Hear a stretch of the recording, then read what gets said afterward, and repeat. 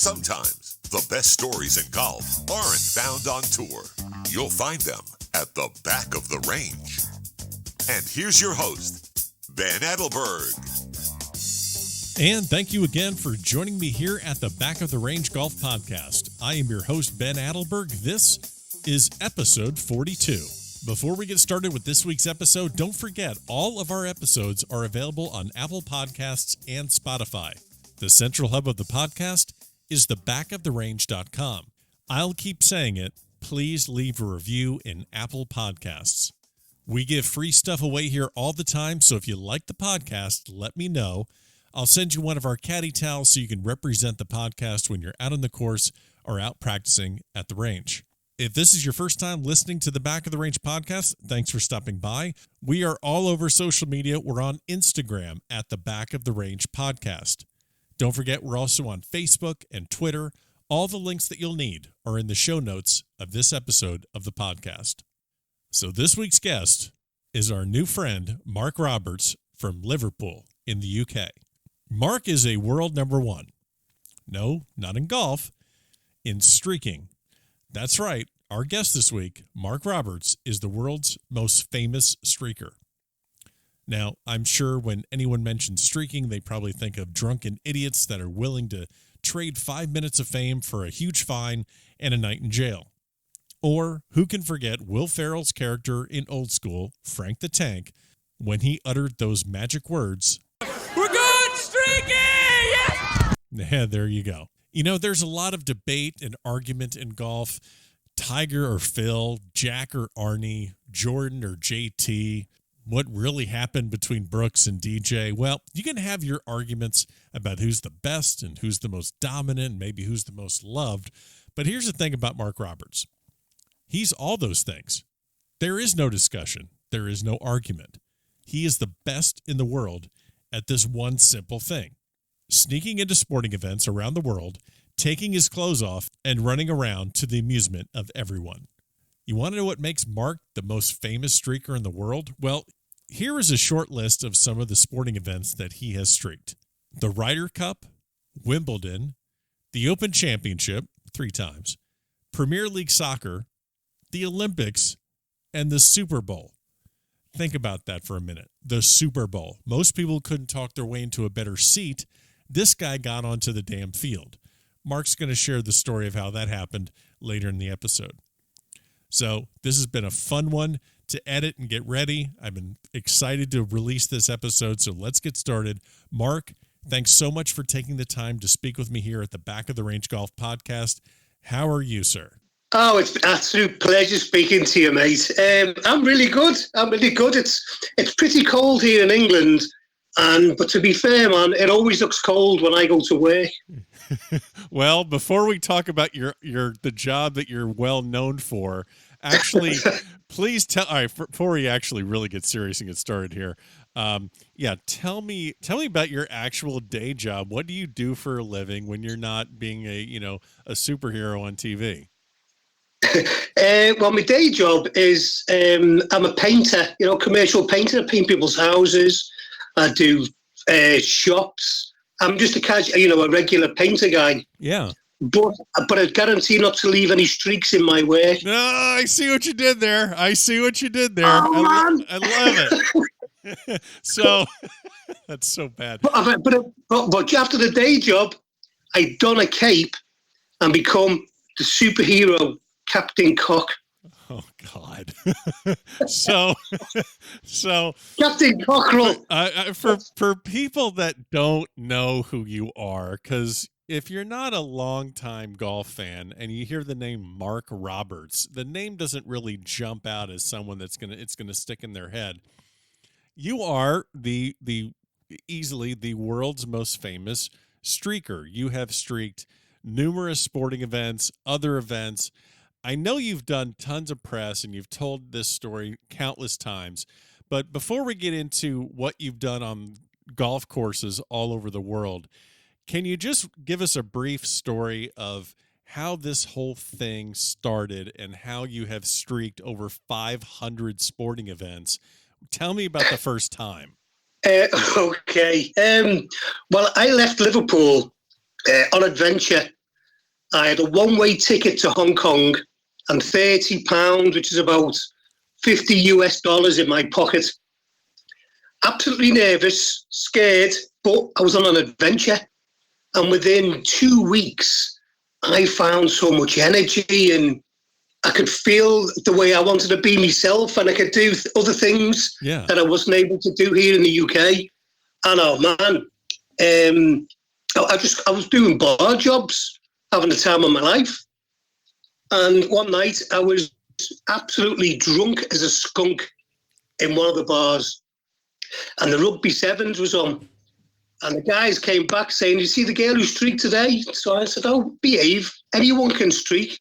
But I was only talking because I was drunk. Sure. I had no intentions, So the owner was stood next to me. He said, "Okay, big mouth, you streak tomorrow?" I said, "Yeah, okay, during the final." So I've gone home. I've gone home really drunk, 4 a.m. And I thought, what the hell have I said? And then the following morning, I've got one of my friends kicking the door down at the apartment. As soon as I opened the door, he's dragged me out. I was still fully clothed because I was that drunk the night before. I couldn't get undressed. Took me to the stadium and I was wasted. No, I said, "What's going on here, man?" He said, "Well, you've told everybody you're streaking today, so you have to, fulfill the bet." So I had a few beers and I said, "Okay, let's get this over with." And I've walked down to the main stand, took my clothes off, and the two most famous rugby teams at the time in the world, New Zealand All Blacks and South Africa Springboks, they were playing. Oh, God. Yeah, man. I wasn't feeling too good. So anyway, I've ran on backwards, stark naked, and waved to people as if to say, "Okay, I've done it now." But I saw the ball, and something in my head said, "Pick that up." So I ran over, picked the ball up, ran a whole length of the field, and scored a try, scored a touchdown, man. But I didn't realise. I turned around and 65,000 people all at once, all rose in the air, screaming and cheering and going crazy. I thought, wow, what's going on here, man? So I ran back to my seat. I've jumped over, covered myself up because I was totally naked. Yeah. And next thing, girls are coming over, kissing and hugging me. Guys are pouring beers over my head. I thought, oh, wow, this is cool, man. You found it. You found your calling. But I mean, it was just that one-off, experience. And a policeman's walking along as if to give him the opportunity to escape. He's nodding it for me to go. Right. I said, "No, I'm staying here." So he's got hold of me. He's thrown me out the stadium. The whole crowd were going, "Leave him alone. Leave him alone." Oh man, it was crazy. Okay. He threw me out one gate. I've come back in the next gate, jumped on and did it again. You streaked twice your first time. The first day. Created history the first day. Oh my gosh. So that's all right. So that's the birthplace. That's the beginning. That's you. That's you losing your virginity, so to speak, and getting started. So you said it was a one-off thing, but you quickly graduated to just numerous events. You've streaked the Open Championship. You've streaked the Ryder Cup. You've streaked even bigger sporting events, the Olympics, the World Cup. Gosh, done the Super Bowl, man. I know you've done the Super Bowl. We're going to get to that too. I guess one question I want to ask, and I know you have tons of stories, and we're going to get to them. But when you started getting better and better at this, and doing bigger and bigger events, I know you like to portray yourself as just kind of, hey, this is a drunken idiot move, but you actually have to do some research and be pretty smart to be able to accomplish this. Can you walk me through how you went, or how do you set this up? Like, how do you go from start to finish? How do you set it up? Well, the way it is nowadays, how it started at the beginning, I've come home from Hong Kong. I did my first 4 streaks in Hong Kong. I did 3 rugby sevens, 1 Chinese football game. I've come home to England, and that was it. That was it. That was my Hong Kong experience. Okay. Back in England, it was like, it's so, there's a cloud hangs over. There's, depression and everywhere you go. And I thought, oh man, so I'm going to have a go again. So the way I've had to start setting it up, football stadiums, I've been doing this 25 years now. 20 odd years ago, 500, That's awesome. That's just for 568 streaks, Ben. Telling you, man. Oh my God. Guinness Book of Records. I know. You're the best. You're the best. So football stadiums then, before this terrorism kind of thing started going off. Yeah. I knew it was the same setup everywhere. Every stadium I went to, I knew where security would be, which place to go on from, the right time to go on. But then I'd started doing soccer here in the UK, but they banned me from going to any soccer stadium in the UK. So I thought, okay, fine. If you ban me from soccer, I'll do golf. And that's the first time I did golf at St. Andrews. Okay, I gotta hear St. Andrews. So give me the story about St. Andrews. Well, it's the home of golf, isn't it? You know, St. Andrews, the British Open. Yeah. So I've gone with a group of friends, but I'm really nervous. It's not like I just go to a stadium or an event and I'm getting drunk and jumping on, it's whatever. I pre-think everything, and it's a really serious, well, it was serious train of thought that I'd go through. The right time to go on, what I wanted to do, how I wanted to do it, without causing any offence to anybody, or as hopefully as little offence as possible to anybody, even though I'm going to be naked. So with the St. Andrews, it was John Daly won it was 1995. Yes. Yeah, and I've run on, and I've jumped on. I thought, because I like to make a performance of it. So I thought, what can I do? So I had a children's plastic golf clubs over my shoulder, a plastic golf cap over my head, and the 19th hole written on my back with an arrow pointing to my ass. Uh-huh. Of course. So I've won, and so as soon as John Daly just put it on the 18th, so he's won the tournament. I've ran on then, so I didn't want to put him off. Right. I've ran past him. His wife's come on. I've ran past him, and this guy's chasing me, and then a cop. But I was fitter then, and I'm going up and down all the fairway, and there's hills, and I'm gaining speed, and these weren't going to catch me. And the further I ran, the more the roar of the crowd. Uh-huh. So in the end, I could hear the guy behind me saying, "Will you please slow down? I'm going to have a heart attack." So I slowed down. He's rugby tackled me. He's given me a little bit of a tap on my cheek. I said, "What are you doing, man? I was nearly going to die of a heart attack chasing you." I said, "Hey, man, I'm only having fun." So the police took me off. The police were fantastic. I got a fine anyway. And that was basically, that was the story of the British Open. It was a simplistic one without much thought until I got there on the day. But there's so many. The thought I've got to put into so many different events, the way terrorism is and security and everything else, I want to do it even more because of this. It's the challenge. You want to take, it's the challenge. So back to the Open and back to the golf. Have you been approached by any of the golfers? Like, what have you had a unique experience with any of the guys that have been in events where they've just, I'm sure they've chuckled and laughed, but have you gotten to know any of the PGA players that can pick you out of the crowd and they know who you are? No, because normally we're in disguise nowadays. Okay, so I've got a face and a body that's easily recognizable. Yeah. So no, I haven't made friends with any of the golfers or a couple of footballers, but in general, I'm just a regular guy, man. I'm not a celebrity. I'm not this or that. I've got a normal job. I've got a normal life, but I go out and just like to create humor all around the world. Yeah. And then just come home, have a beer with my friends, and then go home and go to my lady.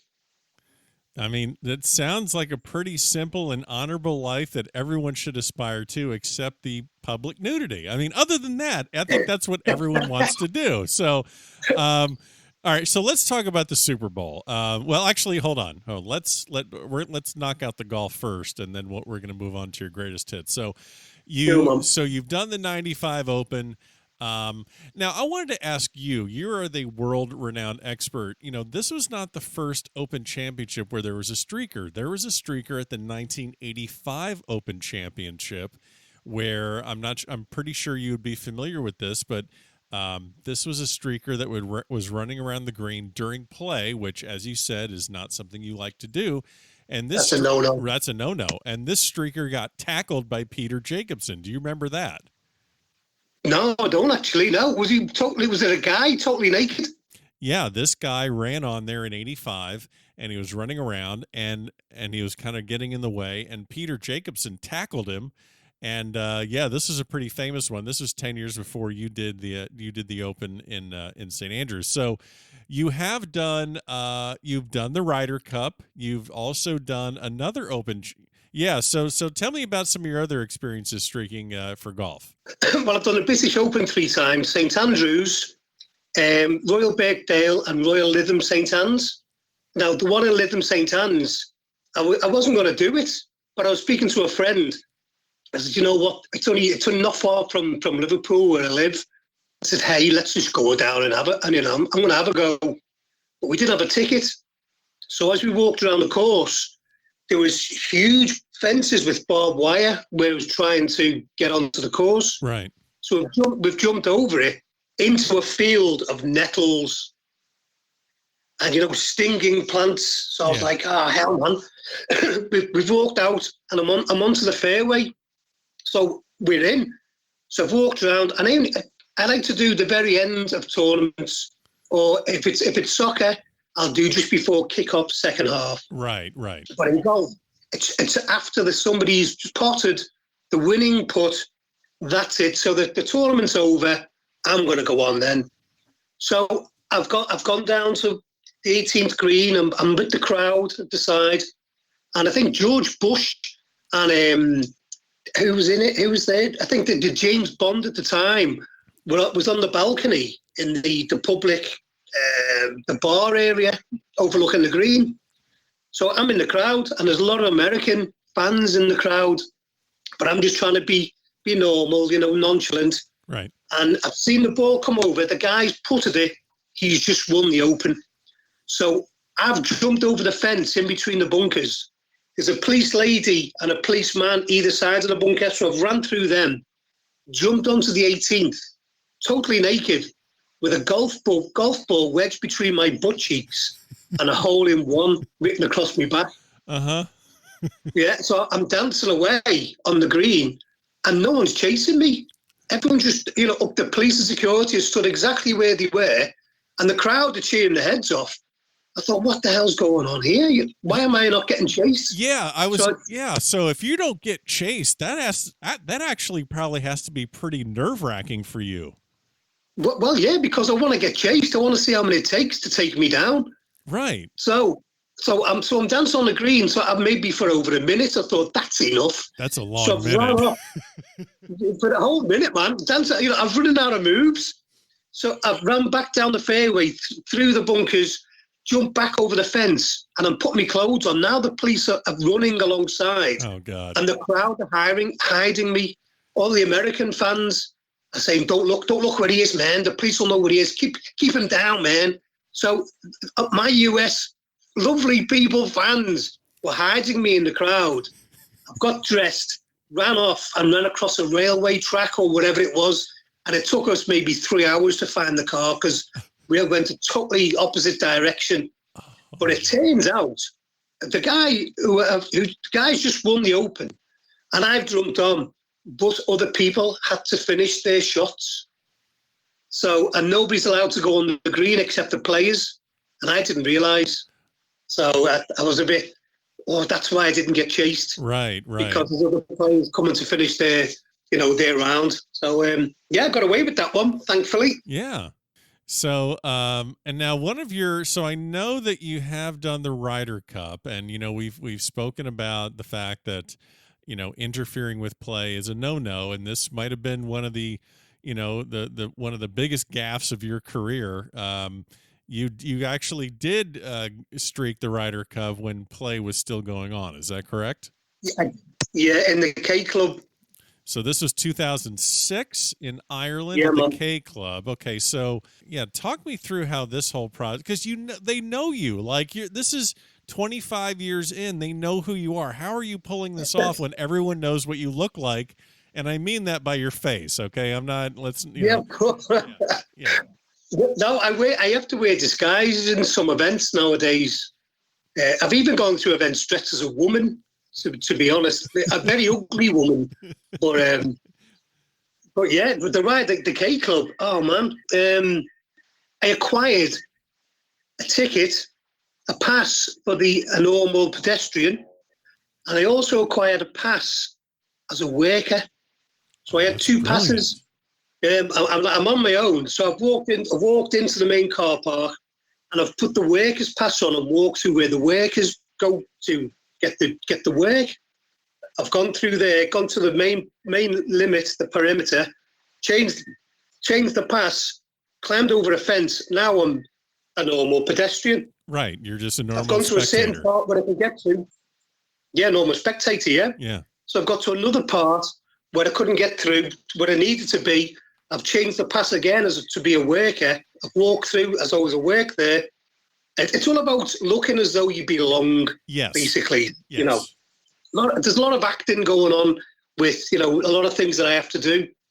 So anyway, I've eventually got to the 18th, and my whole plan is, obviously, as soon as it's over, I jump on the green. When it's finished, it's 5 deep of the crowd, and there's no way I'll be able to get through them, and I'm alone. So I'm standing behind a TV pylon, and it's covered, so I can only see half the green, the 18th. Okay, so I've seen both. Europe have already won, but I've seen both balls come over onto the green. I've seen one ball go in, and I'm stood there for maybe, it felt like an eternity, but probably about 10 minutes. I thought it must be finished. So I've shouted to a guy, "Is it over?" He went, "Yeah, it's all over, man." So I've jumped over a little piece of rope, ran past the security guard who had his back to me, over a few rocks, and jumped onto the 18th green. And the American was lining up his putt. Oh, no. Oh, man. You could have heard a pin drop. I've never, ever misjudged anything like that in my life. I went, oh, shit. So you could hear a very low boo, boo. Yeah. And I put my hands up to the crowd to say, "Listen, I'm sorry, I didn't realise." So I'm walking towards the crowd, and 2 Garda, the Irish police, are running towards me. So I've gone, to hell with this. So I've run across the 18th and did a flying belly flop into the lake to the side of the 18th. Europe gave America the half point. Right, because, they just gave him the whole, yeah. It was a half point. So I'm locked up in jail. And so as the police let me out, he said, "Listen, do you realise what you did there?" I said, "No, what?" When you jumped on, there was no way. America weren't playing. It was a 25-yard putt, and there's no way. I can't remember the guy who was taking it. He would have made it. He said, "You just cost Europe the most points winning margin in the Ryder Cup ever. Because if you hadn't given the half point, you'd have missed it. We'd have won by the most points ever." Yeah. Europe destroyed the U.S. that year. So your gaff, jumping into the pond, Europe decided on that hole just to give U.S. the point, or the putt, so they would have the match. So you cost Europe the largest winning margin. Yeah. All right. Well, you've had that's not something I want on my CV, man. No. Well, I mean, I don't know many streakers that have resumes, because where would you put them? But don't answer that. So, you've done the Ryder Cup. You've done all this great golf. When you see people streaking, do you have people that reach out to you for advice on how to properly streak events? Yeah. I knew that was going to be the answer to that question. So someone calls you and says, "Hi, my name's so-and-so. You're the best. How do I do it? I want to do what you're doing." How does that conversation go? Well, to be fair, at the most, I come from American people who want to do US football matches. Right. After I did the Super Bowl, and they've gone, "Okay, well, how did you do it? What's the best thing to do?" But it's not something. It's experience, because there's so much security and police at events now. It's all about my ethics in streaking are: you've always got to go on at the right time. Don't go on for too long. Make it funny. get chased, and don't resist arrest. All these elements create the perfect performance, as I call them now. I'm a performance artist rather than a streaker. Exactly. And so I've given one or two people a bit of advice. And when they've come back, they've said, oh, man, that didn't work as I expected. Because they got drunk, they jumped on during the game. See, the main thing about going on during the game, you can affect play. Yeah. Never go on while a game is in play. You never do that. That's a big no-no. And they just do silly things. So the ethics have to be abided by. Otherwise, I won't give you any advice. And to be fair, I don't want to give anyone any advice anymore because there can be only one. That's right. I mean, there's only one Mark Roberts. I mean, everyone else is just, there's many Mark Robertses, but there's only one who does this. There's only one there's only one that that has your naked zest for life, so to speak. So let's talk about the Super Bowl. Obviously, this is a golf podcast. We have a lot of fans or a lot of listeners that play golf, but maybe their first love is watching football over golf, which totally understandable. So you streaked the Super Bowl, one of the most secure, public events in the world. Maybe a presidential inauguration or maybe a concert, but the Super Bowl really has to be up there with security. You said it was a year-long process. How'd you pull this off, Mark? 2003, I went to San Diego to do the Super Bowl then. I wasn't prepared. I just thought, because I'm experienced in certain events, right? Wasn't not ready for America. The guy let me down with a ticket outside the stadium, who had offered $500 for, but he wanted 5,000. Wow. The policeman wouldn't let me off the tram outside the stadium unless I showed him a ticket. And then he got arrested for arguing, saying my friend was outside the gates. So I had to leave. I've gone all the way to San Diego to streak Super Bowl 2003, 37, I think it was. So I've left. I've gone, oh man. So I thought, I'm not going through this again. The following year was in Houston. I thought, oh no, it's Texas, man. It's really serious down there. I don't want to get, they do the death penalty and everything's going on down there, man. And yeah. So I want to make create humor. But at the same time, I don't want to die. I don't want to be shot. That's a bad side effect to streaking. Death, that should not be part of the equation. Yeah, you should try not to get killed. Well, it's a big plus to stay alive. You can't come back. You can't come back from death. After death, you just can't come back from that. So you get down. I know. I believe you can. Oh, okay. All right. Well, I believe you can, but as a stone or a bird, something like that, possible. If you're a Buddhist, you can. We're getting off the track here. All right, let's get back to the Super Bowl. Yeah.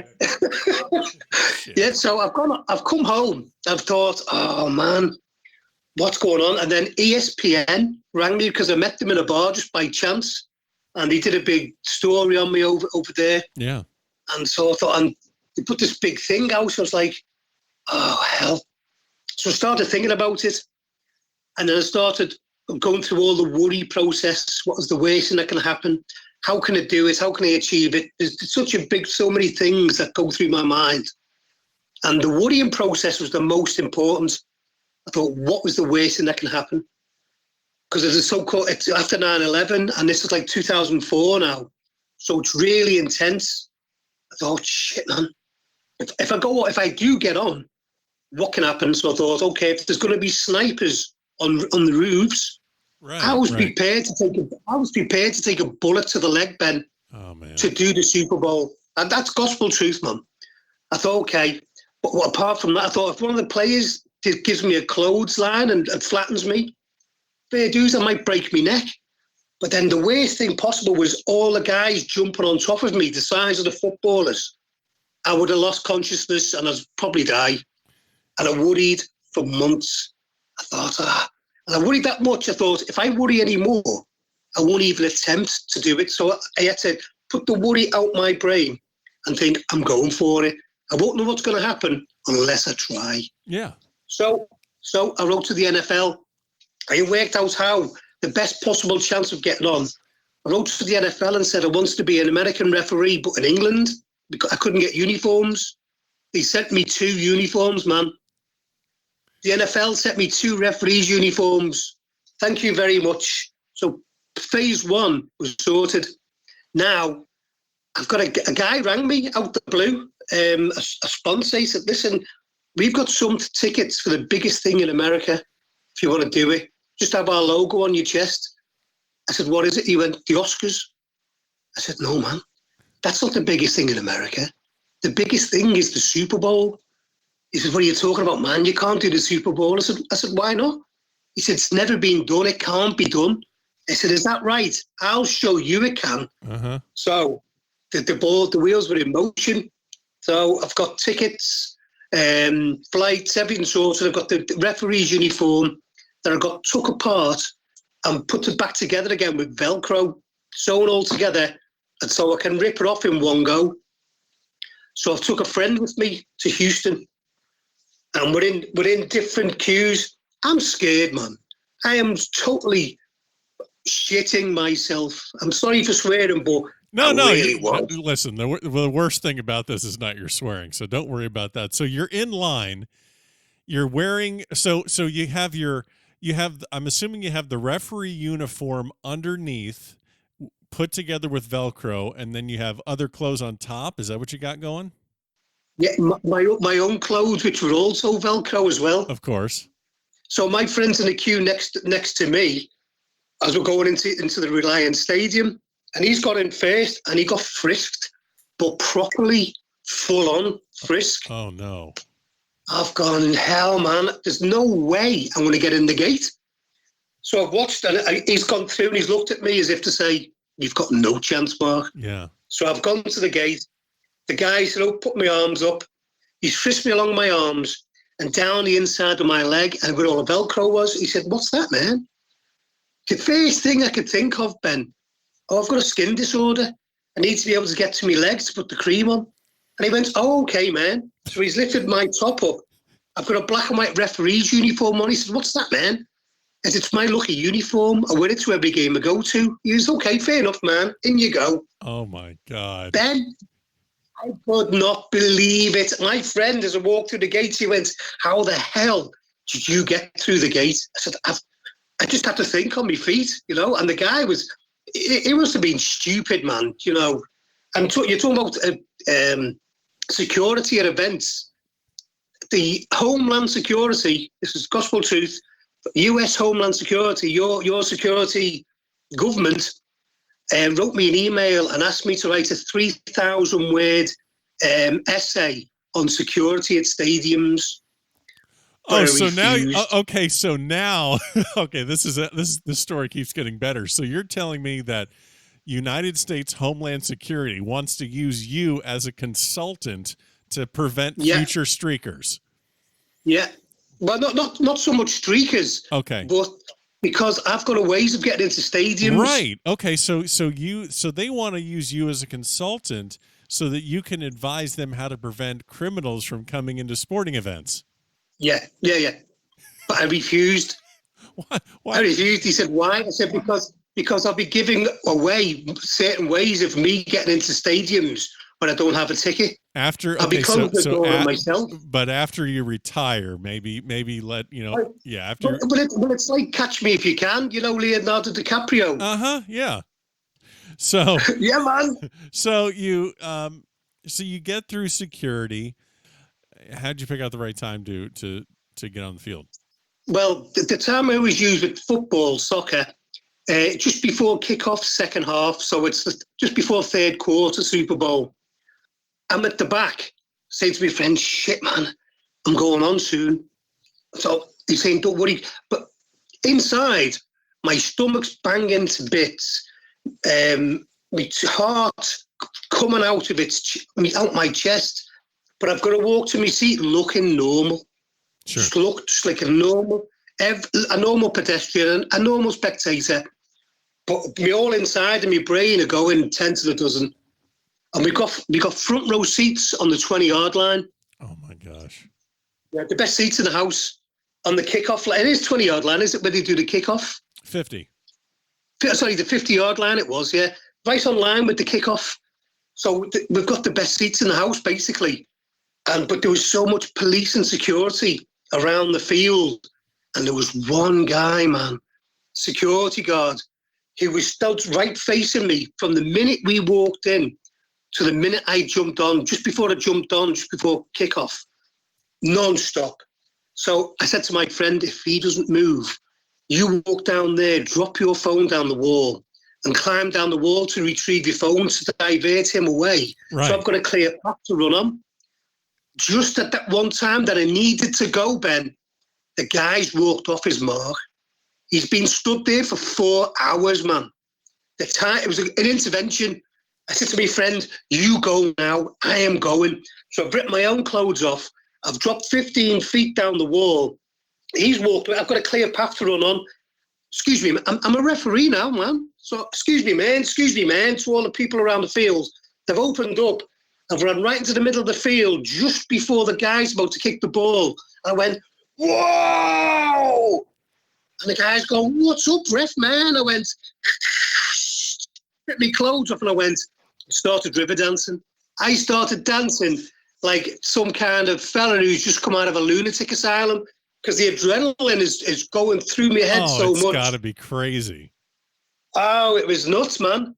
But I'm dancing. I've got a deflated American football over me nether regions because it's Texas, man. I didn't want the death penalty. You know what I mean? Yeah. I mean, and you have morals. You have taste. You don't want to go. Yeah. So, but I'm dancing around for nearly a minute, and the players are going, "What's the referee done? What's he doing?" He thought the referee has lost his mind, and the police. I'm looking at all the police, and they're just going, "What the hell's going on?" They were confused. Yeah, because the crowd. Yeah. The crowd was going crazy, man. The crowd know what's going on. So after a minute, that was it. Every cop in the stadium come at me from every angle. So I'm running, and I'm getting chased by so many police. And then Matt Chatham come in from the side and flattened me with a shoulder charge. Oh, man, it was a perfect ending. I've got about 20 cops on top of me. I'm getting handcuffed behind my back. My face was pushed in the grass. And all I could think of was, I've just done the Super Bowl, man. I've just done the Super Bowl, the biggest thing on the planet. And that was that, man. And you're not even thinking about, oh my gosh, I just ran naked in front of millions of people on TV, all these people in the crowd. You're not even thinking about that. You're not even thinking about the 20 guys that are basically putting you face first into the dirt. You're not thinking about any of the repercussions. All you're thinking about is, I just made history. I just streaked the Super Bowl. Yeah, it'll never be done again. American history, man. So let me ask a couple of random questions here. What you mentioned your lady, your friends. What do your friends, and especially your is it your wife or girlfriend? I want to make sure I say it correct. We're engaged. You're engaged. Yep. Oh, okay. Congratulations. What does your fiance think of all this? Well, she's hold my clothes 3 times. She's an accomplice. Well, we've been together 4 years, and now and again we've been to a concert or we've been to something. I said, "Listen, love, I'm sorry." She went, "Oh, go on then." I've ripped my clothes off, naked, given me clothes. I've run around, done what I wanted to do. Come back. She went, "You can't put your clothes on now, love," and that was it. Okay. When you've got a woman like that, man, hey, it's all good. Oh yeah, you got to lock that up. I mean, if you got a woman that's putting up with that sort of thing, you got to lock that up and get married. What are you wearing to your wedding? Are you going to streak your own wedding? Well, I'm going to. But she wants. She wants to. Oh, she wants to streak your wedding. Both of us together. Yeah. Oh my God. Yeah, but on a beach in Bali. Oh yeah, well that's a good. Yeah, that'd be good. I wonder if you can get some of your friends to streak your own wedding just as payback. No. No, that's your deal. Okay, yeah, I don't even know why I even suggested that. So, you've done football, you've done golf. Every sport going. Every sport. Let's see. Have you streaked? Let's see if I can. Let's see if I can stump you or see. Have you streaked table tennis? Ooh, you little bugger. Gotcha. Oh, yeah, you got me there, but I'll have to go to China to do that one. Okay. That's the national sport in China. Okay, so you've not done table tennis. Ah, Have you done I know one you haven't done. There's no way. Have you done the Westminster dog show? I've done crufts Oh, you've done okay, so you've done a dog show. twice. Wait a minute. You've done it. All right, tell me a story about the damn dog show. How'd you do that? It's called Crufts. It's the biggest dog show in the world. Okay. Held here in the UK. And it's obviously you've done all the prized breeds and this, that, and the other. So I jumped on with a toy cat stuck to my little fella and pedigree bum written across my back. Uh-huh. And tried to wind the dogs up, and I got battered by security. The dogs come out. I got assaulted by security, tortured. They beat you up. Oh, yeah, properly in a little room, yeah. Oh, that's not good. What are you doing? I said, it's a dog show, man. I'm naked with a toy cat stuck to me little fella, and they're torturing me. But, yeah, that was a good one, though. I've done a flower show. Wait a minute. You did a flower show? Yeah, it's Chelsea Flower Show. It's the biggest flower show in the world again. It's in London, Chelsea. And I thought, because I like to be really diverse. What can I do? That's not sport. It's many different things. Yeah, you got to branch out. You know, big time, man. Yeah. So I've gone, and the main prize garden that cost millions of pounds. I've walked on, and like a garden gnome. Yeah. Well, they're banned. So I've walked right into the middle of the prize garden, took my clothes off, and painted green from the neck down. I had a ginger wig covering my area down there, ginger pubes. Oh. A pair of Wellington boots on, and I put like a Smurfs hat on my head and stood there like a ginger beard, and stood there like a demented gnome. But no one come after me. I thought, oh, hell, what's going on here? So I've climbed over the barrier again. Security started chasing me through the crowd, and the crowd was shouting, "Leave the gnome alone! Leave the gnome alone!" And the following year, Ben, gnomes were allowed to be used in the gardens. Fantastic, as long as it's not you. Man. Yeah. Yeah, as long as it's not you, they could be used. Oh gosh, let's see. So you've done that. Curling. You know curling? Yeah, you did curling? On the ice? Yeah.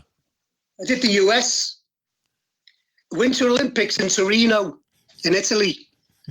I've jumped on, and I've looked. See the guy who brushes the ice? It looks like a cleaner. Yeah. The whatever they're called. I don't know the curling lingo, but I know. You know what I mean?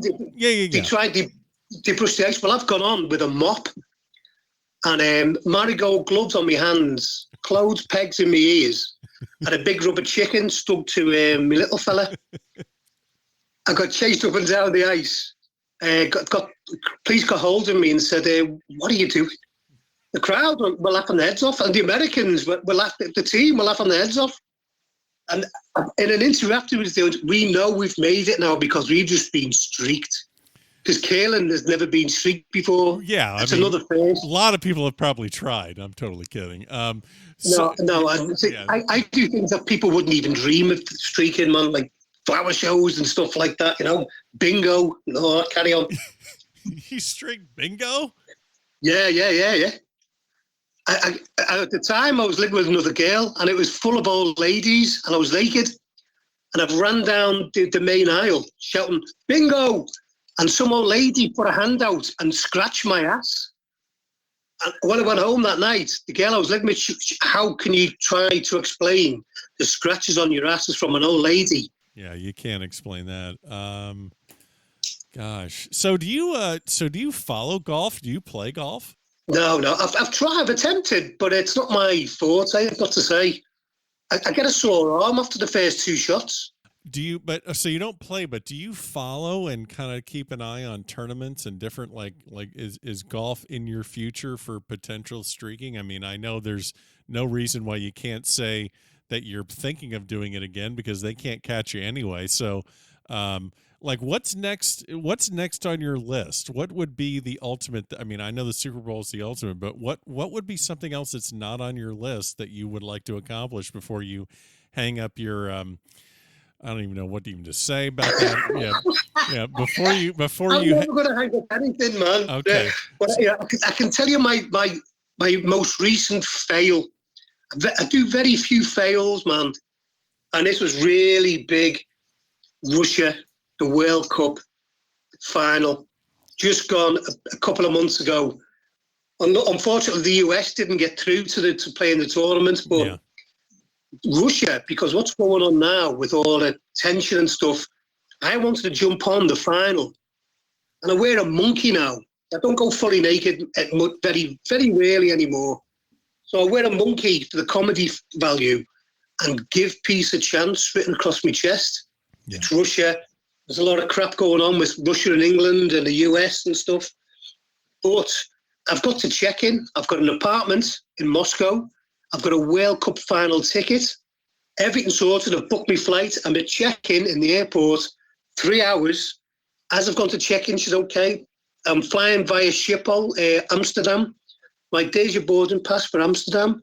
Do you have your visa for Moscow? I said, what do you mean, a visa? She said, no, you can't get into Moscow without a visa.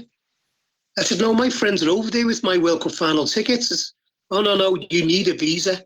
So, long story short, I missed the flight. My friend told me the following day, you get fan ID with the ticket, but you log on and that's your visa. I said, well, why didn't you tell me? He said, I thought you knew. I said, well, you've got my ticket. How can I, understand? Right. Well, long story short, it didn't happen. And that would have been the biggest one. That would have been on a par with the Super Bowl. Yeah. Because it was Russia. And look, whatever penalty they were going to give me, it would have been jail. Or, who knows how long, I don't know. But it was worth doing, to go on and do it with give peace a chance written across my chest. That'd be great. Yeah, man. Wow.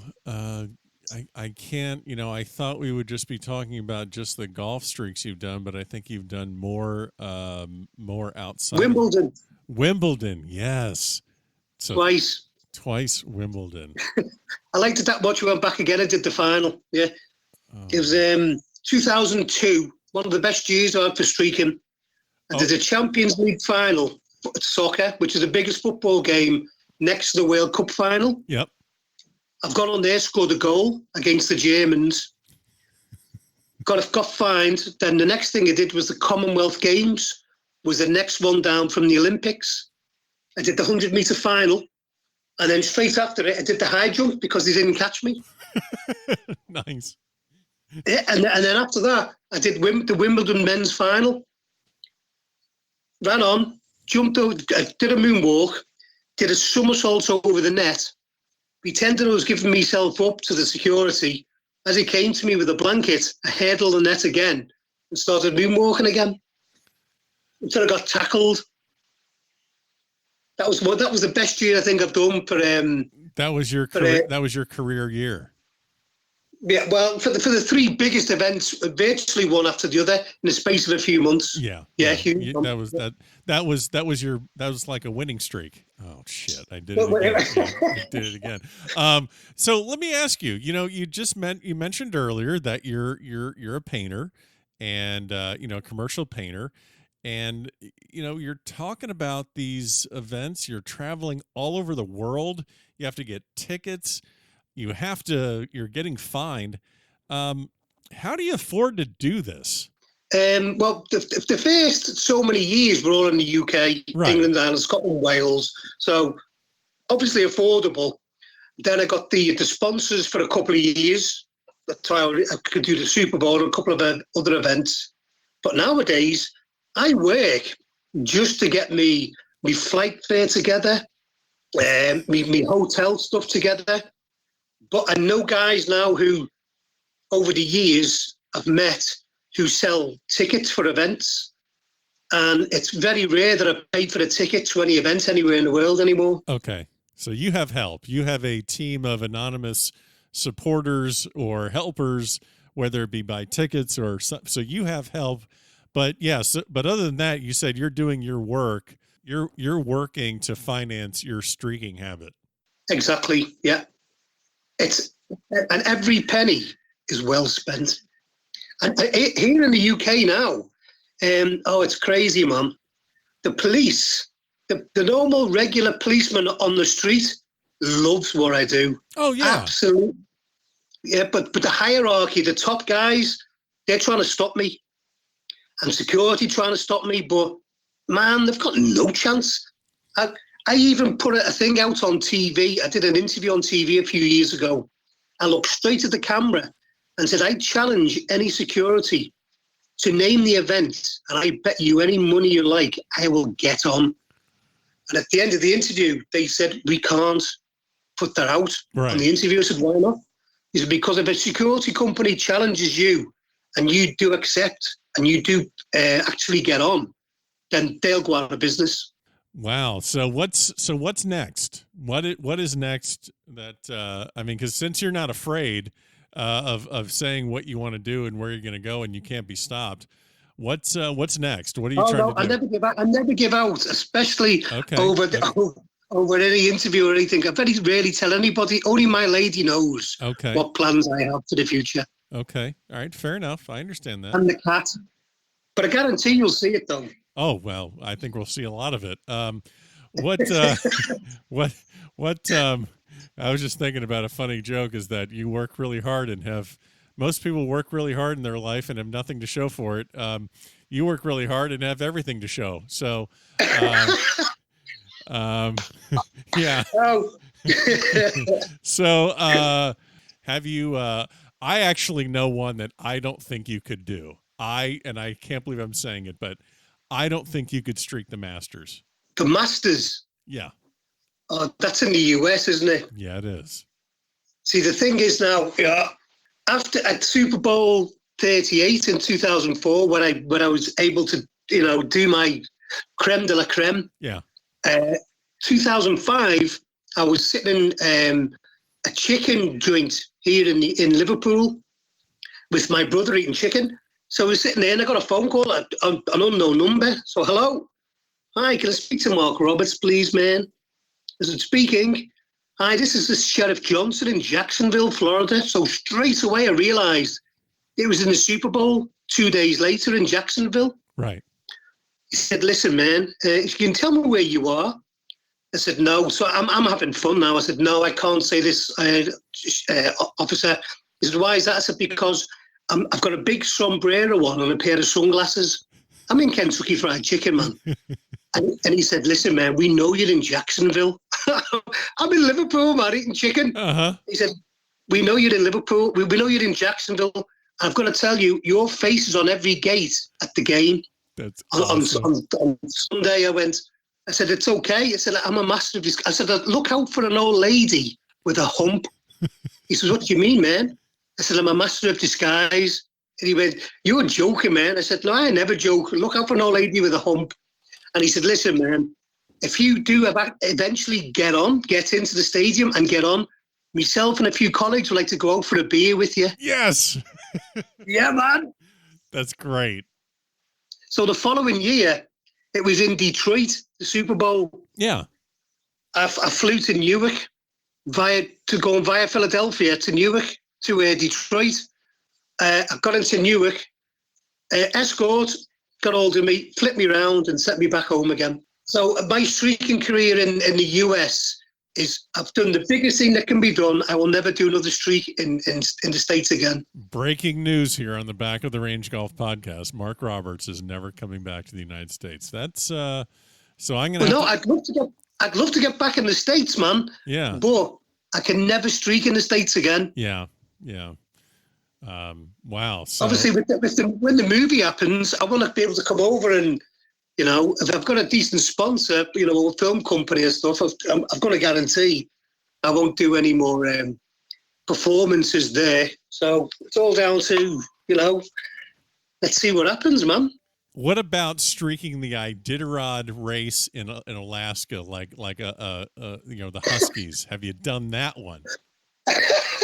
You're going really from one bizarre to another now. Hey, I'm talking to the best in the world, man. I mean, okay. Let's go a bit further. Okay. I'd like to get on one of those shuttles and do the moon. Wait, which one? You want to streak the moon. You want to get on the space shuttle and streak. That'll be a proper moon. Yeah, a proper moony. Okay, that's a good one. Wow, now I'm starting to think of ones that could challenge you. Wow,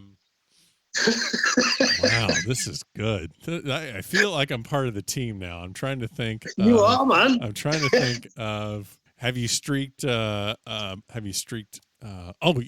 okay. So here's one. It passed, but you should have streaked Harry's wedding. No, see, there's etiquette, you see. Oh, that's right. You'd be interrupting it. Okay, so that's right. Yeah, you can't do that. Yeah, no. I've streaked in front of the Queen 3 times. What? Okay, where did that happen? How did you streaked in front of the Queen? And now she just goes, oh, look, there's Mark. Oh. Yeah, twice at Royal Ascot and once at the Epsom, 3 horse race, all horse races, and a Queen attends all. Both. The first time I did Royal Ascot, it's where the Queen's horses run also. Couldn't get tickets before I knew the guys and stuff. So I've queued up outside the night before, waiting for a job, trying to get a hold of a job on the course. The ladies come out, there must have been 20 guys stood outside this door. Ladies come out and she went, I've got to say, the only 2 jobs left are for cleaners, and that's cleaning the workers. Everyone left except me and this one other guy. Yeah, of course. I got a job. Do you know where it was clean? Where I got a pass in the Royal Enclosure. Oh no! And Ben, this is gospel truth, man. I had the pass on when the Queen arrived in the royal carriage. I was yards away, and I could have got in the carriage next to the Queen. That's just, yeah, but you have etiquette. Man, you have control. You know what's right and what's wrong. Yeah, well, there's no way I'd do anything stupid like that. But I mean, this is security nowadays. Well, I'd like to think that it's, you can't get that close. But listen, let's not talk about all that stuff now, man. Yeah, no one's expecting you. So exactly, yeah. Yeah. I'm a good guy. Yeah, you are. You are a good guy. So Mark, You've streaked all over the world. You normally the ending of this is running around and then getting tackled or in some cases it sounds like just maybe assaulted or something like that. But you're an athlete. I mean, there's no doubt you're an athlete. You've had an amazing career. When athletes do come to the end of their career, there's normally injuries. So have you had injuries doing this? Like, how do you keep yourself in shape? What's your regimen? Tell me about some of the injuries you've encountered over the years. Okay, well, first of all, I've got to say I've got a better CV than any athlete on the planet. Of course. I've reached more finals than any athlete's ever in so many different sports and stuff. But my training regime, I used to do a little bit of running, but I got bored. I don't do so much as training because at the end of the day, I only have to run about 100 meters quick. Yeah, that's all you can do. Yeah, but occasionally when the police or usually it's security, they like to manhandle me. So over the years, I've had the same toe broken twice. One in Hong Kong, one here in the UK. So I've got a deformed toe. I've had a broken ankle twice. 3 broken ribs for the FA Cup final here at Liverpool v Arsenal. I've got 25 stitches in the back of one of my legs, a broken shoulder, a broken wrist, a good few beatings by security. Yeah. But always with a smile. They think they can beat me and stop me and put me down. If they beat me, I'll just go back again the following year and do them again. And I'm assuming that there's been absolutely no brain injuries at all, right? Brain injuries? Yeah. You haven't been hit over the head. Yeah, man. I am in tune with myself really, really well, man. Yeah. I know. It sounds like it. I think I'm very sensible, to be fair. I've got a better brain than most people that I know, to be honest. Look, you work for a living. You got a nice lady that understands your hobbies. You finance your hobby, and you go enjoy life and do your thing, and you don't cause any harm. What's wrong with that? Exactly, Mum. You only get one shot in life, Ben. Go out and enjoy it. But the most important thing is create memories. You know, at the end, when it comes, when in our final throw, when they say you see your life pass before your eyes, well, hopefully mine's going to take a while.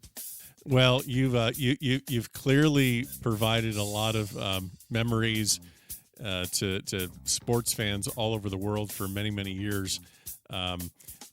This is definitely a audio medium, so I will need to post some pictures on our Instagram and Facebook page so that people can kind of see a little bit about your exploits. But Mark, I really appreciate you coming on the podcast, telling your story and about some of your streaks in the world of golf and everywhere else. And we will be watching, and I cannot wait to see your next performance, so to speak. Cheers, Ben. It's been an absolute pleasure, my friend. And there you have it. Another great episode here at the Back of the Range. Special thanks to Mark Roberts. Man, was that a lot of fun. What a good dude. Keep your eye out for him. There's word that a movie's coming out about his life. Might want to follow him on Instagram, follow him on Facebook. I'll put the links to all of his stuff in the show notes of this podcast. We'll be back next week with another episode here at the Back of the Range Golf Podcast.